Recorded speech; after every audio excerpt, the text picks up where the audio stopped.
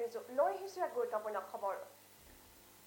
কৃষক বিৰোধী কৃষি আইন বাতিল আৰু শ্ৰম আইন সংশোধনৰ দাবীত ডিব্ৰুগড়ত সাব্যস্ত হৈছে তীব্ৰ প্ৰতিবাদ।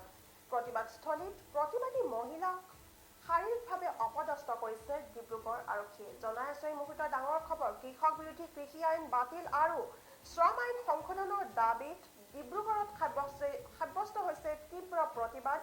প্ৰতিবাদস্থলীত মহিলা প্ৰতিবাদীক শাৰীৰিকভাৱে অপদস্থ কৰিলে ডিব্ৰুগড় আৰক্ষীয়ে।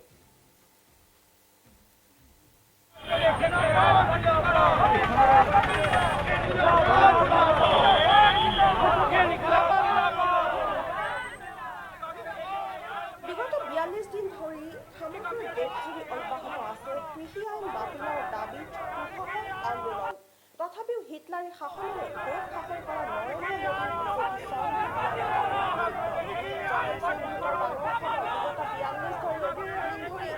সমগ্ৰ দেশজুৰি অব্যাহত আছে কৃষি আইন বাতিলৰ দাবী কৃষকৰ আন্দোলন। ৪২টা দিন ধৰি সমগ্ৰ দেশজুৰি অব্যাহত আছে।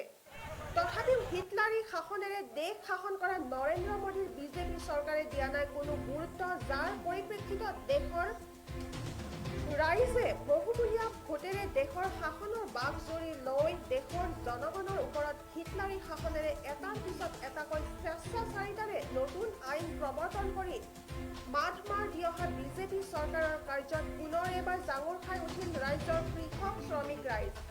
আজি ডিব্ৰুগড়ৰ ৩৭ নং ৰাষ্ট্ৰীয় ঘাইপথৰ ফুলবাগানৰ পৰা আৰম্ভ হোৱা আইন অমান্য আন্দোলনত ৩ সহস্ৰাধিক কৃষক শ্ৰমিকে কৃষি বিৰোধী আৰু শ্ৰমিক বিৰোধী আইন বাতিলৰ দাবীত তীব্ৰ প্ৰতিবাদ সাব্যস্ত কৰি বিভিন্ন প্ৰতিবাদী শ্লোগানেৰে ৰাষ্ট্ৰীয় ঘাইপথ উত্তাল কৰি তোলে, যাৰ ফলত ডিব্ৰুগড় চহৰৰ ফুলবাগান ৩৭ নং ৰাষ্ট্ৰীয় ঘাইপথত সৃষ্টি হয় এক উত্তপ্ত পৰিস্থিতি।